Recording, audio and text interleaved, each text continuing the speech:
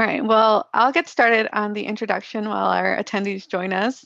Welcome to the Together We Heal, Recognizing Female Leadership in the Pursuit of Justice. Thank you to our attendees as they join us, and of course, our wonderful panelists for being with us today. To our attendees, please note that we will be saving some time at the end of the program for questions. So as you listen to the programming, if you have any thoughts or direct questions for our individual panelists, feel free to include them in the Q&A.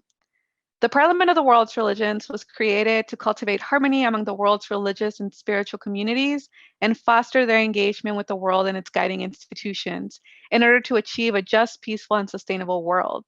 To accomplish this, we invite individuals like the ones who are attending today, and of course our wonderful panelists, to join us in attending this goal. This spring, the Parliament is joining organizers and community leaders in Chicago as part of the Cities Together We Heal initiative. The initiative aims to build racial healing across Chicago and promote civic unity by encouraging Chicagoans to connect across lines of difference and support a collective conversation about our truth and our promise as a city. The city of Chicago holds the distinction of being the birthplace of the modern interfaith movement and serving as the only city in the world to host two historic Parliament of the World's Religions. First, in 1893, as part of the World Columbian Exposition, becoming the first organized interfaith gathering in modern history, and again in 1993 in celebration of the centenary of the 1893 convening. Since then, the organization of the same name has called Chicago our home. As part of our virtual observance of Women's History Month and the Together We Heal initiative, this virtual program aims to highlight the critical role of female leadership in community healing and the pursuit of racial justice in the city. We are joined in this endeavor by some truly inspiring women leaders that I'm excited to present to you today, who are actively working on issues of justice in the Chicagoland area and in a lot of places around the world. First, I am deeply honored to introduce Reverend Dr. Marilyn Pagán-Banks. She identifies as she, her, ella, a queer womanist minister, healer, writer, and lifelong co-learner committed to the liberation of oppressed and colonized peoples, building power, and creating community. She currently serves as Executive Director of A Just Harvest, pastor of San Lucas UCC, and adjunct professor at McCormick Theological Seminary. Dr. Marilyn, thank you so much for joining us. Next, we have Dr. Mary Nelson, President Emeritus of Bethel New Life, a faith-based community development corporation where she served for 26 years. She was an Executive Director of the Parliament of the World's Religions from 2012 to 2015.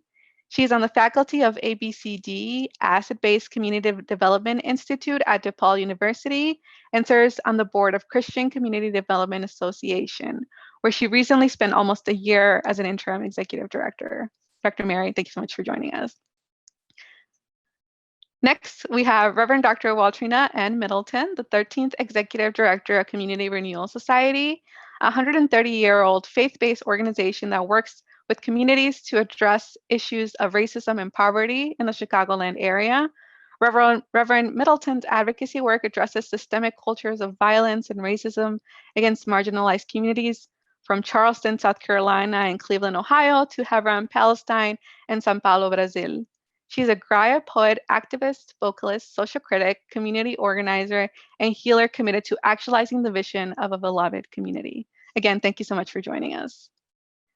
So I'd like to get started and open up the discussion with an invitation for each of our panelists to share your experiences as a female leader in your community and the ways that racial injustice has shaped your work and your leadership. Reverend Marilyn, we'd like to get started with you. Buenas tardes, saludos. Thank you for the invitation. And I am honored to be here with Dr. Mary Nelson and Reverend Dr. Walter Middleton. And it's just a blessing to be able to share a little bit about what it means to do this work in this body, right? And with this identity as a female, right? I do own that identity. I would say that over the years, I think thinking about my work in particular, it has always had to be grounded in community. My call came out of community, my sense of you know, like who I am, that's a very womanist thing, is to do that in community, right? Even when we're fighting against some things that need to be changed in community, oppression or biases and isms, that even as we try to tear those things apart and build the beloved community, as Dr. Middleton said in her bio, we do it in such a way that we're building community, not necessarily canceling people out. Right now, sometimes, for our own well-being, we do have to walk away from situations, but it's not, we don't go in with the intent. I don't go in with the intention of canceling people out, but building community, right? And I love Audre Lorde's quote that without community, there is no liberation.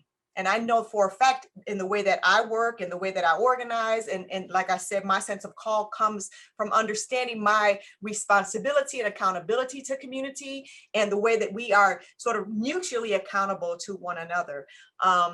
And so really being willing to listen generously, as I've been taught through a coaching process, generous listening. And really what I've learned over the years is that I'm not anybody's mama. I can't save anybody, but that I am called to walk with community, right? That the same way I want agency, in the same way that I, especially as a Puerto Rican, I stand on, self-determination. I also have to be generous enough in the way that I engage ministry and community to foster that, right? And to model it. And I love ABCD work because it really is about the gifts that are there and knowing that's what's there and sort of providing space to cultivate it, interrogate, and disrupt, the lies that'll say you're worthless and don't have anything. And I just feel like that's sort of the call that I've had to engage in work in that way. And and not to be sexist, but I do believe that it's a very female kind of thing, right? It's a very female, it's a very woman thing to understand our connection as community. When we talk about, my kids are grown. I could actually resign and move because I could say, this is not impacting my family right now, but that's not true, because this community is my community. These children are my children. The fact of the matter is that, what happens to folks here, it happens to me too, right? And so we are connected in that way. And I think that's a very intentional way of wanting to ground myself in community.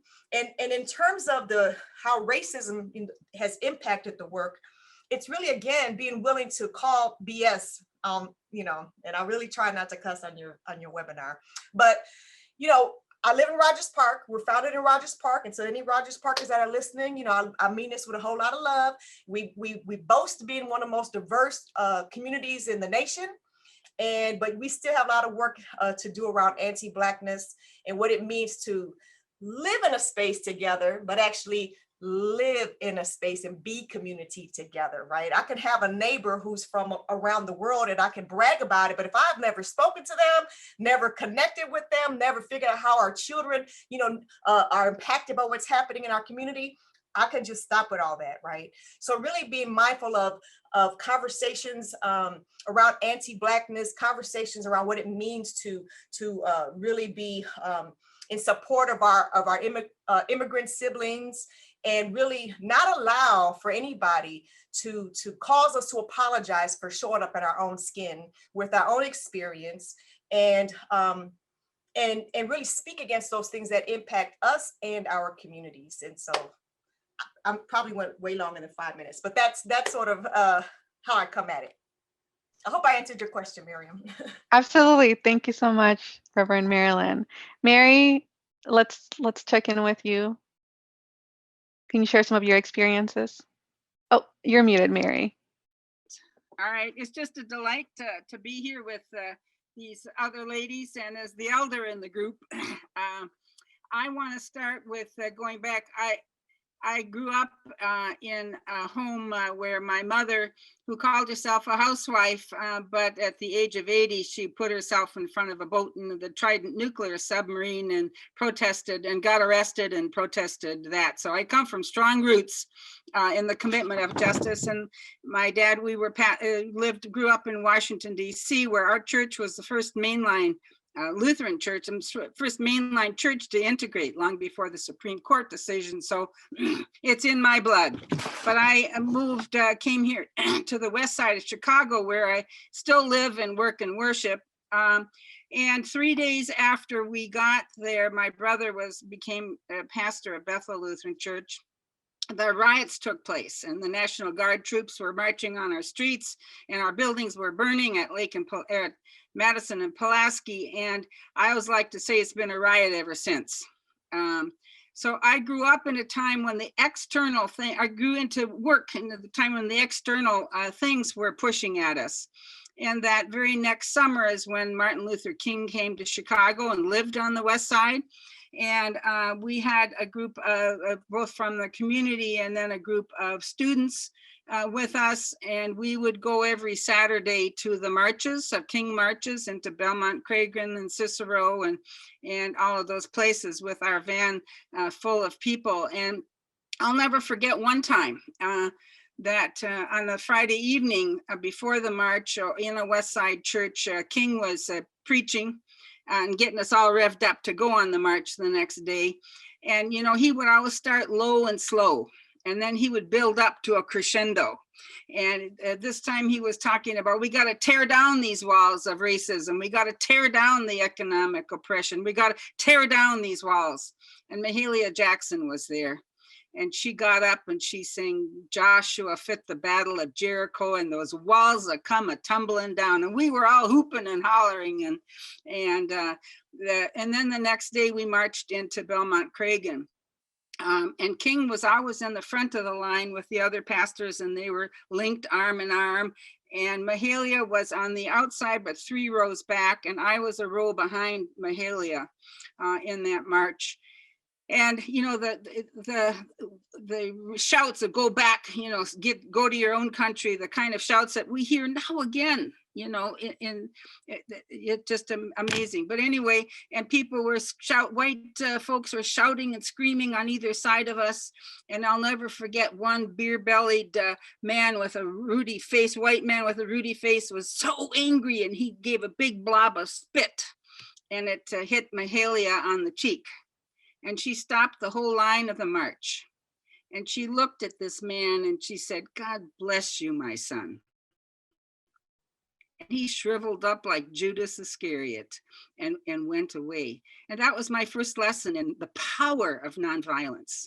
That again, when we come together and we work together in kinds of ways, that we can really harness that power in a way that makes things happen. And the second, I was once given an award, and it was an Amos Award. But I said, I need to have a female, you know, thinking about Amos and I hate your feasts and the anger and the so forth that he had. I said, I want to talk about Esther, Queen Esther. And if you think about that, the faith factor in it, but I want to hark back to Esther. And she was given the opportunity to risk her life to go in before the king and to ask for her people to be let go. But Esther, as a woman, used new kinds of tools. First of all, she had everybody and herself fasted and prayed for time before that, to get ready for it, to get your spirit ready. And secondly, she used her womanly ways. She dressed up, she perfumed, she, you know, did all of those things before she went into the king, and she fed him a meal, because the best way to a man's, you know, heart is through his stomach. And she fed him a meal. But the third thing is that she had good sense of timing, because she didn't make her request the first time the king came and had her meal. Okay, she said she put it off to the second time. And I think Esther, and I think sometimes we women have all of those characteristics, that we're prayer warriors, that we sometimes can use our own ways to do things, and we have a good sense of timing. And so those are some of the tools that I certainly learned in terms of this. And then I want to think of another woman in terms of the tools that we need to use as we're doing things, who went before the judge pleading for mercy. And this woman just kept going back and back and back to the judge, you know, and the judge did the right thing, not because he wanted to do justice, but he did the right thing just to get this woman off his back. And I know some people said that about me. This got to get with this lady off, because persistence. I think that we, both out of our faith and as our womanly thing, that we have the opportunity, we have the skills to be persistent and not to say, well, it's just I'm gonna give up. We stay at the table. We try to make things happen in terms of that. So I think that there are some important things that we have to share. And I've seen this happen. I know, you know, and when we went to the banks to try and get community reinvestment act funds on the west side, you know, the banks had all of these reasons why they couldn't and do it, but we stayed at the table and we kept saying, okay, now, but we've dealt with this, the appraiser problem and this problem and that problem. No, but we stayed at the table. And always had the possibility to threaten that we would come out and picket them if they didn't want to keep working with us in this process. And so that sense of staying at the table is so very, very important. And then the final thing is, in terms of leadership style, is this notion of relationships. That, I mean, that's out of the ABCD thing, but it also is, and I think that the notion of figuring out how to understand where somebody's coming from and not immediately label them with whatever it is, even though they're doing dastardly things. But I think this notion of our trying to have both the carrot and the stick, but to be able to have relationships and to hear what other people are saying, and then take that into account as we try and figure out a way that works in the best kind of way for the people and the community that we're a part of. Wonderful. Thank you so much, Mary. Reverend Valtrina. Yes, thank you. I want to echo the sentiments of my co-panelists. Thank you for the opportunity to be here and also express it's truly an honor to be with each of you, remarkable and inspiring women. I would like to share that about 6 years ago, I attended a retreat for healing and restoration for organizers and activists. And one of the remarkable elder women who helped to hold the space was Ruby Sales of SNCC, and she's also the founder of Spirit House. And one thing she said that still stands out and speaks to me is she said, "Women carry the water." And this captures for me succinctly the experience as a woman in leadership in community. And when we think of the importance of water for body, for nurturing, and for giving birth, for the environment, for cleansing and sanitation and all of these things in a very literal and symbolic way, women carrying the water is very profound in that it reflects the many intersectional ways that women are nurturers, providers, protectors, and laborers universally. Yet women must continue to resist systemic forms of oppression perpetuated by patriarchal powers that can be marginalizing and that can make us invisible. And so I think it's really critical in the work that I do that we honor the narratives of women. From all over this world, locally in Chicago or even globally to South Africa, there are images of women carrying the water. And carrying the water means helping to maintain the movement and sometimes creating the movement, leading discourse on liberation and freedom and justice, inclusion, resistance, all of those things.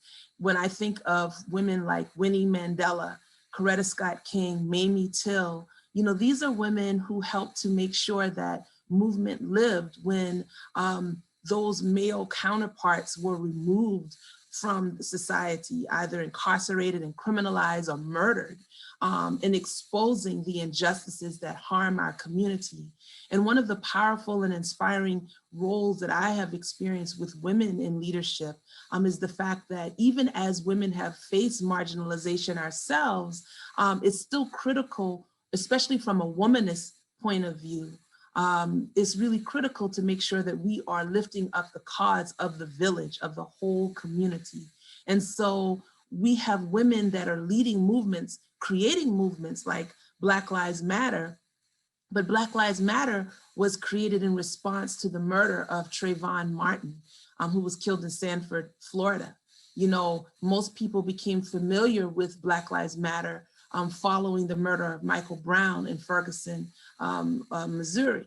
And we know the narratives and the names of those that have been stolen from us that may be male counterparts. But many of us may not know the names and the narratives of stolen women.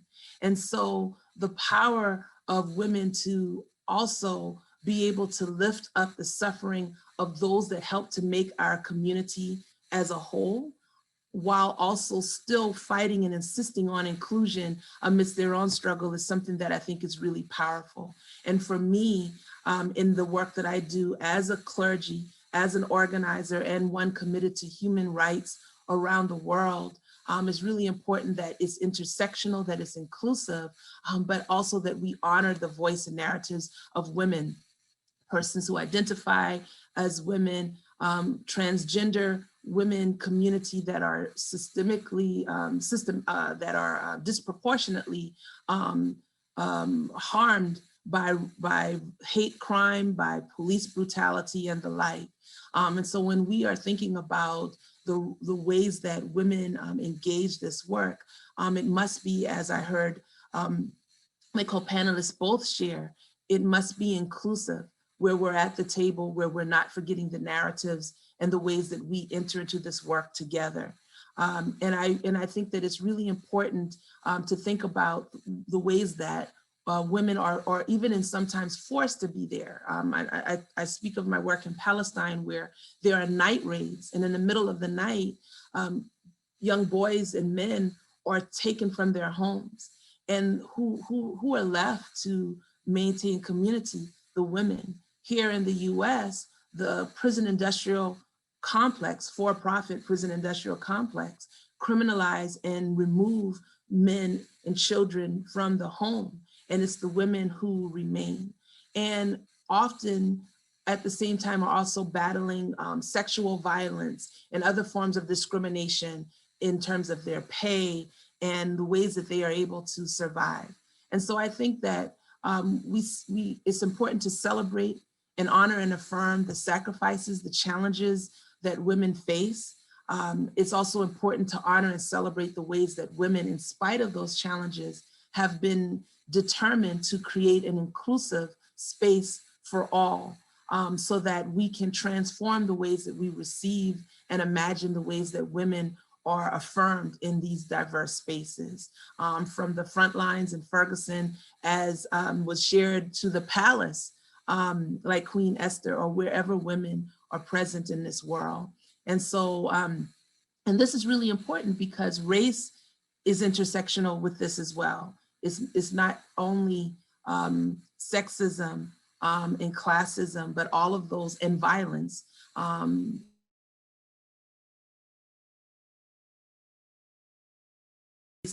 Class and violence, but Angela Davis added the importance of addressing sexism as well. And so I think being able to see the interconnection of all of those elements would be critical in the ways that we affirm and find transformation, and be able to uproot and dismantle those practices going forward. Thank you so much for sharing.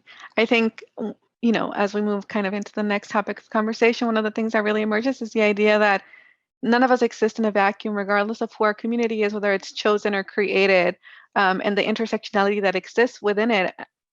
The issues that our communities are facing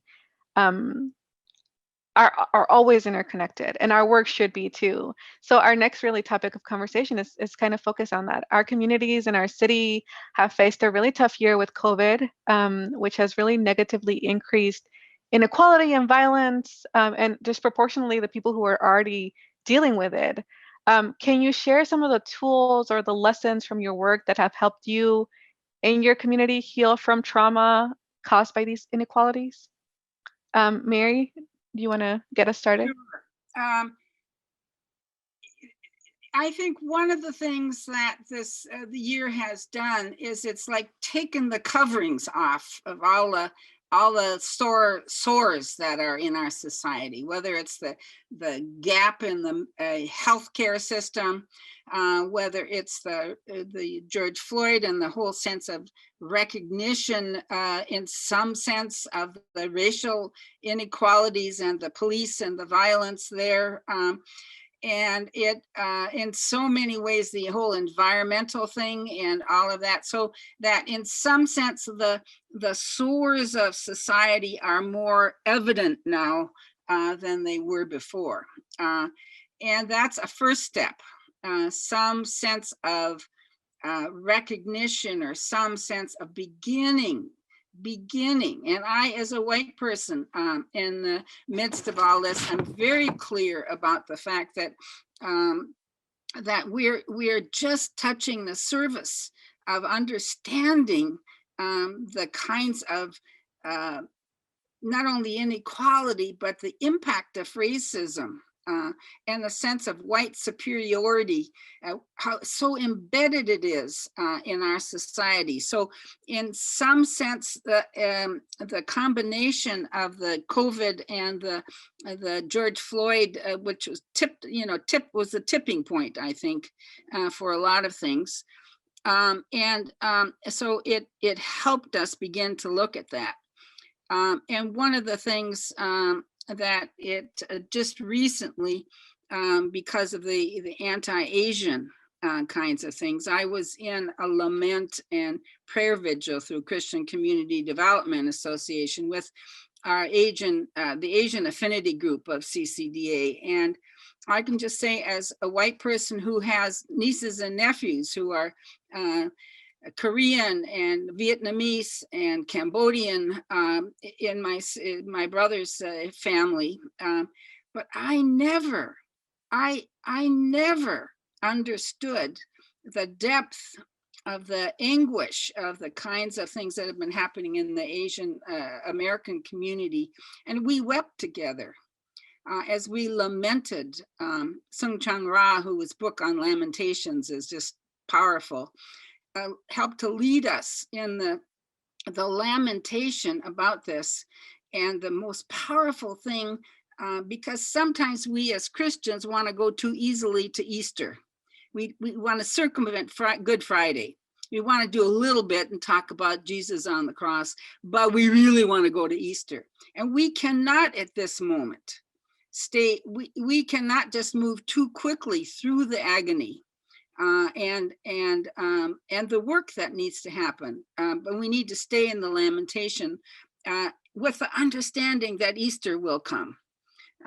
But we can't forget that we've got to be there. And so I went and asked my sister-in-law, who is the mother of, they have also African-American, and this was in the days, they're all in their 50s now, so when adoptions were not so sensitive on all of that, and these were all kids who had special kinds of needs and so forth. But anyway, I asked her, she said, these are my kids, that she didn't have this sense. And so there's a new sensitivity that has, even in my family, that has, and I've lived and worked here on the West Side for 50 years. So, but there's a new kind of sensitivity that has happened around it.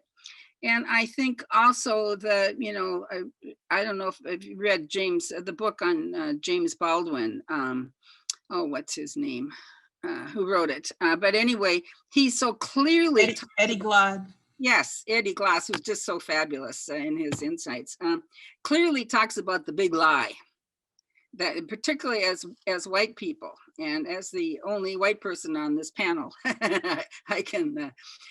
But just to say that the big lie of white supremacy, of white superiority, that has been uncovered. And I think we need to spend more time, and it's up to us as white people. We don't need to burden you all who already have borne all this burden with this effort. Yes, we need to be allies in the struggle, but we also need to really work on that.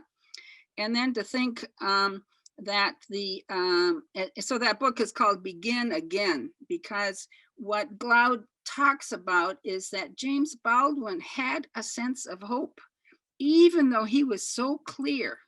But he said we shouldn't waste time trying to transform all these things. We should just begin again and start with how we want it to be.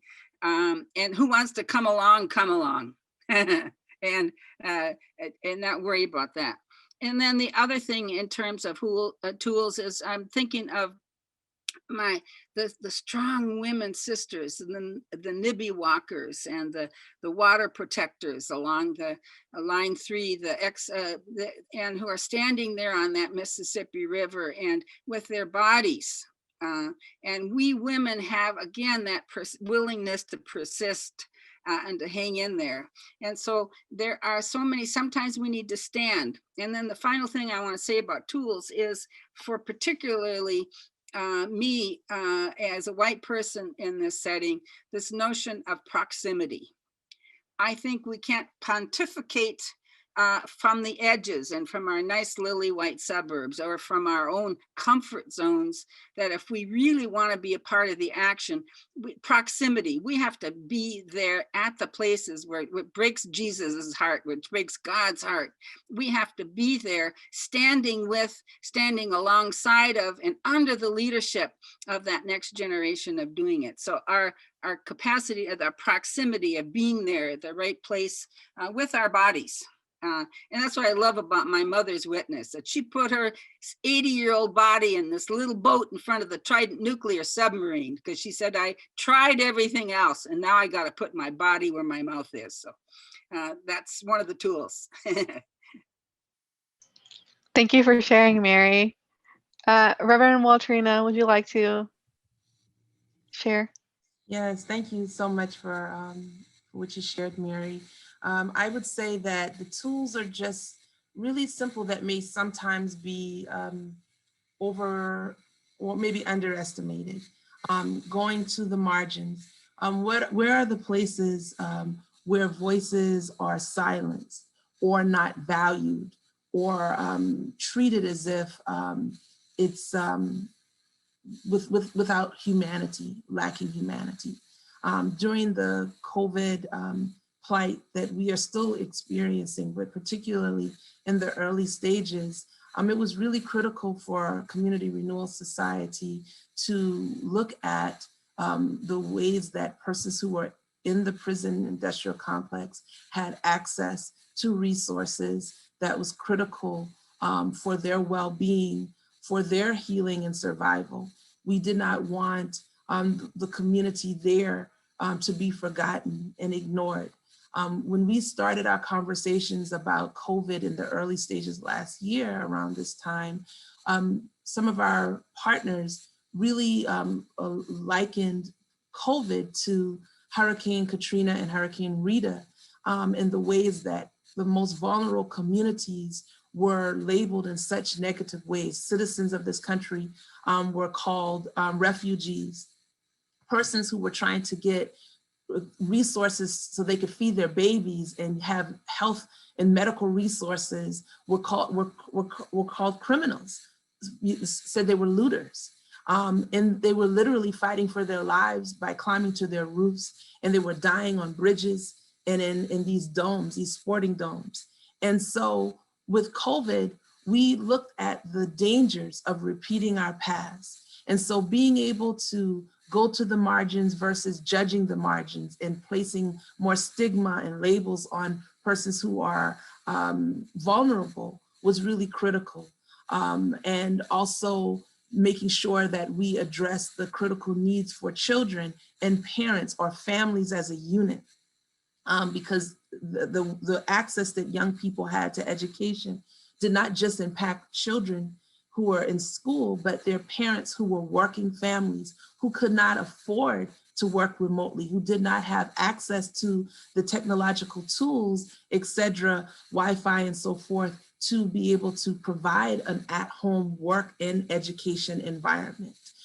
So making sure that we are, yes, addressing the fact that we need a vaccine. Yes, we need to make sure people have access. So the health component is critical, but we need to look at, again, the intersectional ways that persons who are marginalized and harmed traditionally in our society because of their location, because of their socioeconomic status, their race, and their orientation and gender, how will that have an impact on these communities still?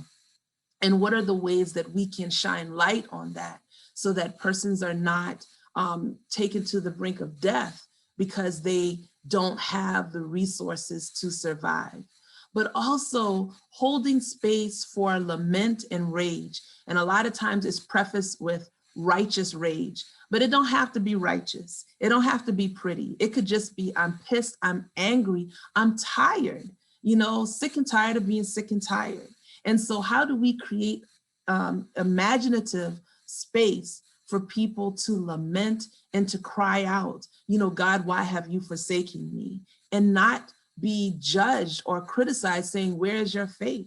And recognize that as a faith community, there is space for us to have rage and to cry out. And that is a part of the healing process. So long before COVID and long before the violence that we witnessed that summer, there have been tremendous trauma imposed upon Black and brown bodies.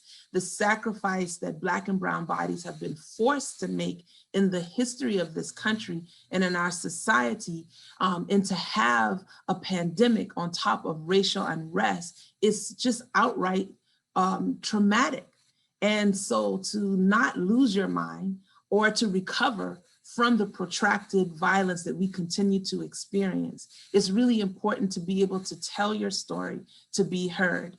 Healing Circles was something that we also hosted in partnership with other organizations in our community. And so being able to partner to host those healing circles, to create a space to be able to tell the story and to hear the witness of others, I think is an invaluable tool that we will continue to use to create space for healing to take place from the trauma that we have endured, not just in this past year, but as a race and as community throughout the history of this nation. Thank you for sharing. Reverend Marilyn, would you like to share? Sure. So some of the ways in which we operated through COVID, I would say number one was through our coalition work, right? Understanding the importance of solidarity, understanding the work of a collective imagination. And so everything that we did around Money Bond, what we did around the Fight for 15, what we did around a fair tax, all of that was done in coalition. And it really allowed us to have the capacity to engage in that important work in the midst of COVID. And, you know, and again, we also provide direct service. And so we're providing meals every day. And in order to make sure that we're addressing those needs and not missing a beat and not letting anybody go hungry, you know, to be able to do that other work, it's really important that we do it collaboratively. And it's been powerful. You know, as some of y'all know, we passed the Pre-Trial Fairness Act. And of course, now we got to do all that we need. I was just on a call earlier, right before this training, to make sure we're protecting it so that it, you know, doesn't get stripped and destroyed before it's implemented. So that coalition work is really, really key. We did that also. We were part of a team here that joined the community rapid response team that helped, again, make sure people got food, people got other things that they needed, especially if they were isolated, homebound, seniors, our elderly, and folks who couldn't get out, and making sure that our children, when school was out, you know, didn't go hungry as well. So that coalition work was key. The second thing I would say is making space. So making space, as Dr. Middleton said, for lament, making space for grief, making space for discomfort, like really not running to fix everything, but allowing folks to be in a space of agitation or discomfort. And one example I'll give is like even my own husband. So I identify as Black. I'm Puerto Rican, but I identify as Black. And obviously I'm light skinned. And my husband used to joke around. He's from Mississippi. He's dark skinned. He would joke around and say, you know, you're Blacker than me, meaning politically, right? But all this kind of stuff, and it's not that he didn't know he was a Black man. Obviously he does. But all this stuff has sort of brought another layer of awareness, especially politically, that I have watched sort of this transformation in him. But I've had to like make space for him to go through that without trying to fix him. So when he comes home and says, damn, I can't believe how much people hate us. Like, holding that space for him and not running in trying to, so making space for all of that to happen is really, really important. The other thing is to be present. COVID did not stop all the other things that our communities face. Most of the funerals that I handled during COVID had nothing to do with COVID. I buried my grandson's father due to a fiery crash on Lakeshore Drive. And all of his stuff was related to just his own trauma, right? One of our young men was shot right outside of our office. We had someone who died from leukemia, 16 years old. Just so much that the community continues to carry that it's hard sometimes when we see our folks not taking COVID serious. It's not because they don't believe that they might die. It's because they see the dying happen all the time. And so it just hits a little different, right? It hits a little different, that the concern hits differently. So how do we make space I'm sorry, for this one is, how are we being present? So making sure that, again, not saying what folks need, but being present to what folks are asking for, right? And it's like Dr. Hendricks says, treating the people's needs as holy, right? Treating the needs as holy, no matter what the situation was or is, to show up and to be present without all the other stuff that comes with it. Because society, our government, and even religious institutions often come with lots of strings and stigma and judgment. And this is an opportunity to just be present without any of that. And sometimes that means not even saying anything, but that allowing folks to see you and that you're there in the flesh, as Dr. Nelson said, proximate, close, right? You have to be able to feel the brokenness in order to be able to begin to understand the importance of the work. And to show up, when you show up, to show up vulnerable, right? And authentic. And it doesn't mean, like, there were days, I'm on antidepressants now, right? And so there were days I didn't want to come out, but I had to at least say, well, I'm here. There's not a lot I can do today.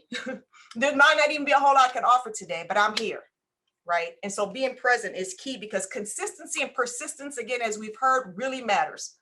And this is not the time to be showing up and jumping in and out. This is not that kind of thing. It is a movement, and we are working to build this world we say our families and communities deserve. Then we have to be consistent and keep at it.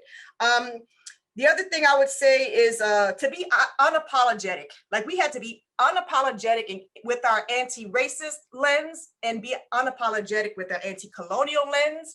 And that meant having folks respond. So, for example, one of our interns, who happens to be of Asian descent, wrote an article right when COVID first started about how she was being treated. And we got an email from someone who said he was a donor of ours, who told us to stay in our lane. And how dare we talk about white supremacy? They thought we cared about hunger and cared for the poor, right? And so really, again, being unapologetic in who we are, even risking losing support, because who we are is about justice and love made flesh. And that means speaking out against those things that keep people from understanding who they are. And the last thing I'll say is, in referring to Patrick Hayes, the tool that kind of helped in this sense is this sense of being called to life. I felt like there were so many, especially young people, I know we're going to talk about that later, that just showed up with creative and imaginative ways of calling life out in the midst of all this, whether it was creative ways to earn resources, but also to care for themselves and for one another. I learned so much from other people who were creating opportunities for healing, whether it was circles, whether it was walks, whether it was podcasts, whether it was Zooms like this, just so we could check in on each other, calling us to life in the midst of a death-dealing pandemic and the pandemic of racism and colonialism. And so those things helped us to continue in the work and also to continue to speak life into our communities. Thank you for sharing. I think all three of you shared some amazing tools and really a recognition of how hard it is to do the work, but the importance of even just having the conversation and being present. Looking toward the future, I'm always very interested to know what you hope your leadership and experience will foster for the next generation of leaders working toward social justice in the city, both, young female leaders, but leaders for the next generation. Reverend Waltrina, let's start with you. Yes, I mean, I will start with the young women in leadership, being unapologetic and not shrinking for anyone, being able to hold your head up high and push through the challenges that we will inevitably face just because of the construct of our society, but to not be discouraged, to continue to ask the questions, show up, hold space, and know that you belong in those spaces as well. And not to just say, I'm going to come in to hold space at the table, but create your own table. Know that you have the gifts, the imagination, and power to be able to create that space. But or create the space that you need. And I know that it's really important to be able to honor our spirit and our whole selves. It's really important to not allow anyone to force us to be selective about the parts of our humanity that shows up. All of you have a right to show up. And so with that said, I would say in general or at large for this generation becoming, to honor the narratives, honor the leadership, honor the gifts, and for us to celebrate the innovation and the imaginative ways that an emergent generation is showing up. We have a responsibility to not only be the teachers, but to also be the students, and knowing when, where, and how we will show up. How are we present today? Am I the teacher or am I the student? And recognizing the very living being present in our midst. When I was a youth minister, I would often say, we're not the youth, they're not the youth of tomorrow, they're the generation or the youth right now. These are living human beings, and there's a work of justice unfolding in them right now. There's liberation unfolding in them right now. And I also think it's really important for us to recognize that we don't have a license on youth and young adults. We don't own them. So we don't get to say, this is how you be a youth, and we have all of these rules that sometimes that can force folks to shrink or be intimidated to show up. And I know Sweet Honey in the Rock, one of my favorite musical groups, created a song based on Gebrin's poem that says that your children are not your children. They are the sons and daughters of life's longing for itself. They come through you, but not from you. And though they are with you, they belong not to you. You may give them your love, but not your thoughts, for they have their own thoughts. And I think that when we honor and celebrate and look to the future, we must also be willing to yield to their thoughts, yield to their creativity and the gifts that they bring that can help to transform and inspire the ways that we pursue justice in the city and in the world.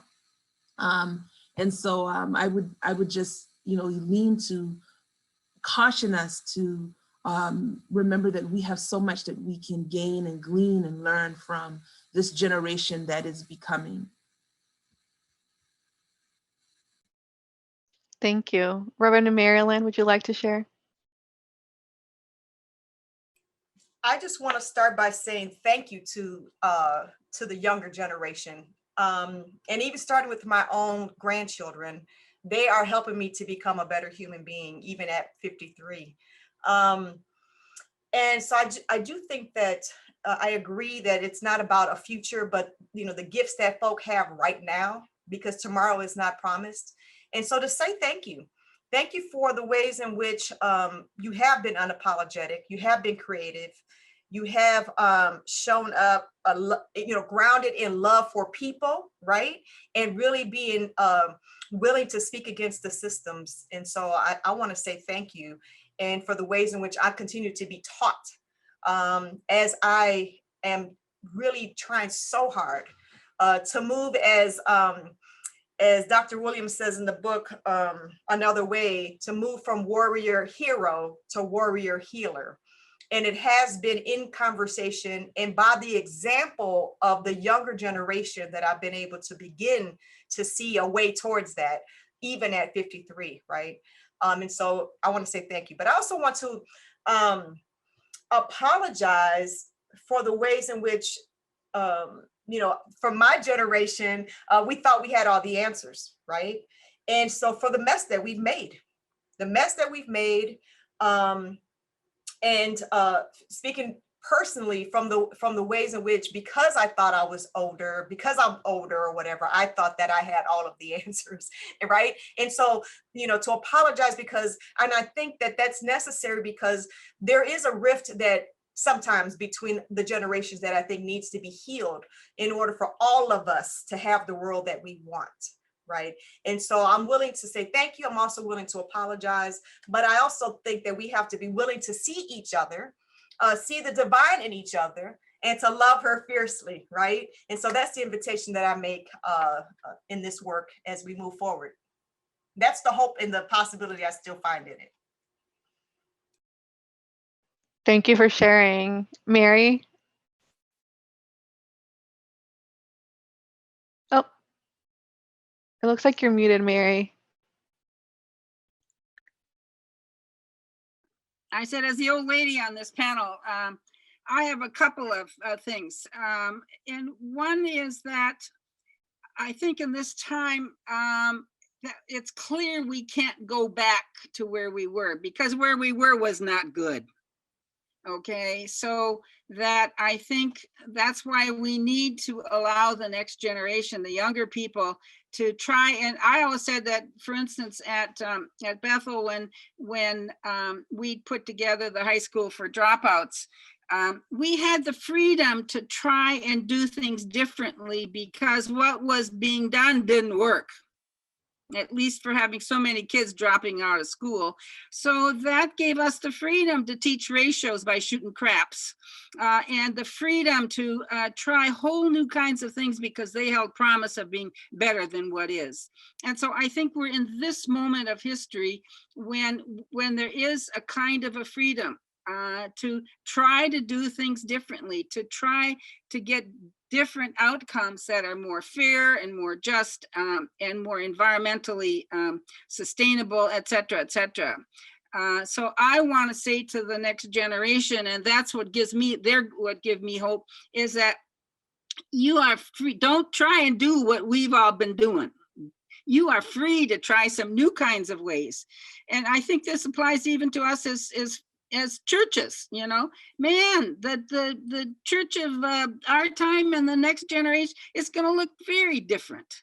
And we've got to be able to not hang on, to understand the good things of the foundations we're built on, but not to hang on to them, and not to lay that layer on top of the expectations for the next generation. And so I think that's really, really important. And it is the young people. I listen on Sunday evenings to the Freedom Church of the Poor. That's a part of the Cairo Center in New York, and the Poor People's Campaign. And man, the young people that are there, they've committed their lives. They're on the trenches. They're with the homeless and all of the other things. And I just want to say, amen. I'm going to hang with you. I'm going to support you.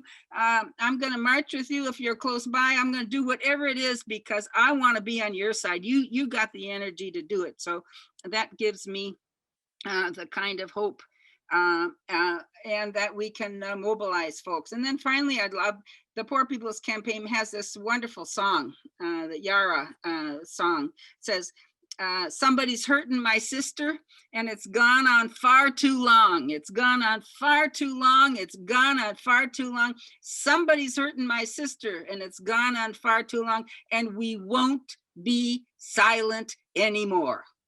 And I think we got to, no matter what age we are, I think we've all got to be at that point where we acknowledge the hurt and then say, we ain't gonna be silent anymore. Thank you so much for sharing, Mary. And again, thank you all for sharing. I think, the importance of fostering these intergenerational relationships and collaborations and really voices is a critical part of what our communities are doing. And so I'm very thankful for all the examples that you share and all the ways that I think, both the generation of today, but also the future generations will really learn from the experiences. It looks like we're 5 minutes away from 3 p.m. and I want to be conscious of everyone's time. So I just want to thank our audience and of course our panelists for engaging with us. And I want to extend the invitation to any of you to share any closing thoughts you have for us. Well, I think that you should make sure everybody on this thing knows about the upcoming parliament that's happening in October, but also to say that I think there are some handles. There are a lot of good things going on and we need the local. I go from here to a workers rally. It's called Essential Workers Rally here on the west side. So we've got to be cognizant of what's going on in our neighborhoods, but we need to join some of the larger campaigns that have local aspects to them. And I don't care whether it's the Poor People's Campaign or the other things, that we need to be a part and tuned in and fight for 15 and the other kinds of things that are coming up. We need to share that information so people can connect. I agree, and I just placed our website in the chat, communityrenewalsociety.org. And if you and your community would be interested in trainings and become engaged in the work around our various platforms that range from addressing police brutality to LGBTQIA+, to inclusion on many fronts. We invite you to visit our site and learn more about ways that we can share in this work together. And I just want to say again that it's truly an honor to be with you all. Thank you. Yeah, and I just wanted to say thanks again for the invitation to be here. And again, yes, that the work that we're doing really is going to be impacted if we're, like Mary said, if we're willing to do what's happening right here, right now, but also being connected to the bigger picture and realizing that we are all connected, right? And it's an old saying, but I think it's still worth repeating, that if I'm not free, then you're not free. And so we're all free, then none of us are free, right? And so I think that that's the work that we are being called to do. But I also would just want to add one more thing, and that is, especially as women, is that we need to take care of ourselves in this work, right? One of my very first UCC pastor said to me, Marilyn, it is important to care, keep caring, but you don't have to carry everything. Right. And I needed to hear that because I carry all of my stress in my body and I have so much chronic pain. And I realized that part of it is because I care so much, but then I feel like I have to figure it out. And as women, we carry the weight of the world, of our loved ones and those who are hurting. We're birthing new things all the time, but we're also grieving and bearing, stuff all the time. And so, we need to stay alive, and that we don't have to apologize for that. And we need to ask for the care that we need, and we need to take the care that we need and not apologize for it. It's a radical act. And if we really want to speak life, then we have to be alive enough to do it, right? So and model it for others. Amen. Absolutely. Well, again, thank you so much for joining us. And as Mary kindly shared, the 2021 Parliament of the World's Religions will be our 8th, and it will be hosted virtually for the first time in our history on October 17th and 18th of this year. We will be having a lot of conversations like this, focused on the dignity of women, the importance of intergenerational leadership, of acknowledging trauma and healing, and really having a compassionate action steps that we can take and that can be used to rebuild or build anew as we share today. So we hope you can join us. We'll be sharing some additional information to all our registrants and to all our viewers, including the links to the websites for our panelists. Again, thank you so much for joining us, and we hope to see you at our next program. Thank you so much, everyone.